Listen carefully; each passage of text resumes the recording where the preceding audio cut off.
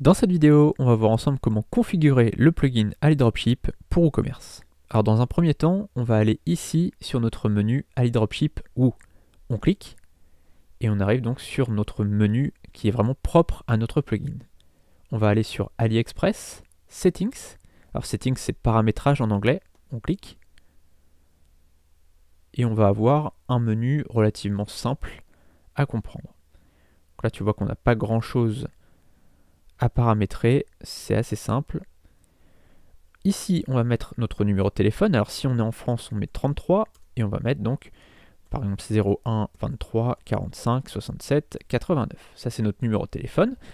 Et donc évidemment, si tu es dans un autre pays que la France, forcément ton code ça va être autre chose. Donc je t'inviterai à aller regarder sur internet. Mais pour la France, c'est plus 33. Ensuite ici, on a une option qui est de remplacer le numéro de téléphone du client par notre numéro de téléphone. Donc si tu veux que le client n'aille pas, je sais pas, en cas de problème, par exemple, si jamais il y avait un problème avec la douane, ça arrive très peu, mais ça peut arriver, eh bien, je te conseille de cliquer ici pour que le fournisseur te contacte directement toi. C'est-à-dire que ça ne va pas appeler le client, ça va appeler toi directement. D'accord?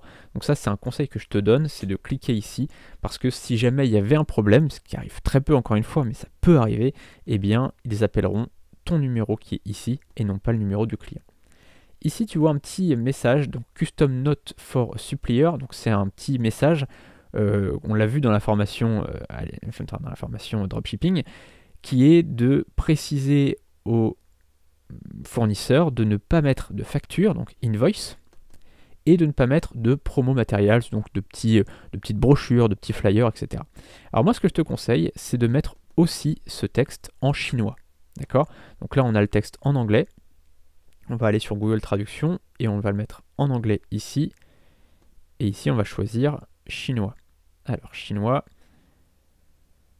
On va mettre chinois simplifié, par exemple. Hop. Et on va copier-coller. On va le mettre ici. Alors, pourquoi je le mets en chinois à chaque fois? Parce que tout simplement, si jamais la personne n'est pas très... dans les fournisseurs chinois, il peut y avoir des personnes qui ne soient pas très bons avec l'anglais, et bien au moins ils vont comprendre que c'est du dropshipping et que faut pas mettre ni de facture ni de matériel de promotion comme des flyers. Ensuite, chose très importante ici aussi, c'est les images. Alors, on pourrait se dire c'est pas important, on passe. Alors en fait, c'est extrêmement important de cocher ces images ici, enfin de cocher ces cases ici pour les images. Pourquoi ? Parce que si tu veux, quand tu vas sélectionner un produit, quand tu vas ajouter un produit de AliExpress pour le mettre sur ton site, eh bien, si tu ne coches pas les images ici, si tu ne coches pas les cases ici, les images vont rester sur AliExpress. En revanche, si tu coches ici, les images vont être uploadées sur ton site, ils vont arriver sur ton site, ok, si tu veux, ça va être stocké sur ton propre site, d'accord? Alors, pourquoi faire ça? Pour deux raisons. La première raison, c'est que y a certaines images sur AliExpress qui ne vont pas être en HTTPS. D'accord? Notre site, nous, il est en HTTPS et certaines images vont être stockées sur HTTP. D'accord? Donc pas HTTPS mais HTTP.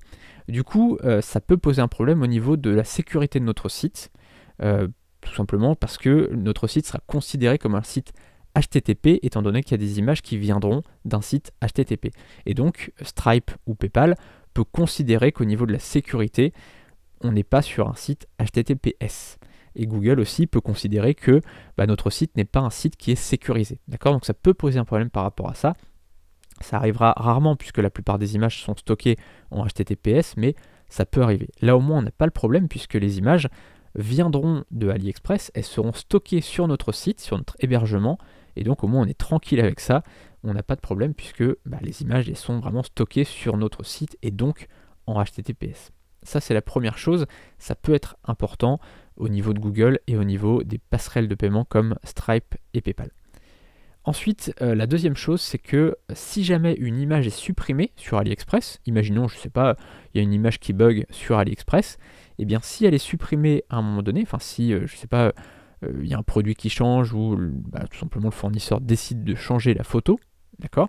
Et bien nous, la photo, elle sera toujours visible. Alors que si on avait pas coché ici, eh bien la photo ne serait plus visible, on aurait une petite image d'erreur, donc c'est pas très joli, c'est pas terrible. Donc là au moins on est tranquille, en cochant ici, les images seront sur notre site et sur notre propre hébergement. On peut cliquer donc sur Save Change.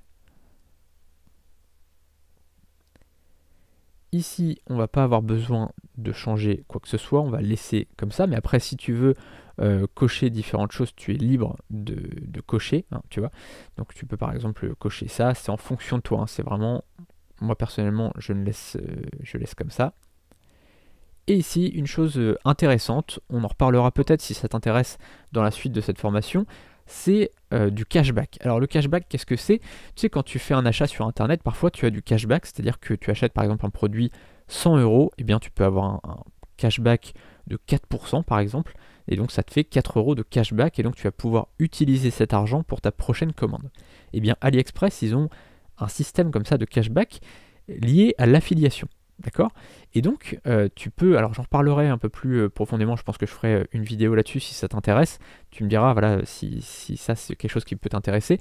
Mais ça te permet en fait à la fois de vendre normalement, hein, c'est-à-dire tu vends sur ton site avec AliExpress normalement, mais en plus, AliExpress va considérer que tu as fait de l'affiliation, d'accord? Et donc, tu auras un pourcentage de cashback. Alors, en général, c'est entre 2 et 6% la plupart du temps, voire 10%. Alors eux, ils disent jusqu'à 12%, mais c'est quand même assez rare, 12%. Et donc, il y a des sites, comme ces deux sites-là, qui te proposent donc de faire du cashback et donc finalement d'être partenaire à AliExpress et de toucher, c'est pas vraiment des commissions, là, c'est pour le coup, c'est du cashback, donc c'est un peu comme si c'était des commissions, sauf que c'est une sorte d'avoir pour tes prochaines commandes. Donc ça, si ça t'intéresse, je ferai une vidéo là-dessus dans cette formation. Cette vidéo est un extrait de ma formation « Vivre du dropshipping en 7 heures par semaine ». Dans cette formation, on verra comment gagner sa vie avec un site e-commerce, sans Shopify, sans pub Facebook, sans stock ou avec un mini-stock, et sans connaissances techniques. Dans la description, tu auras un lien vers la page de présentation de cette formation. Et en bas de page, tu auras un formulaire de contact pour me poser toutes tes questions. A tout de suite sur la page de présentation.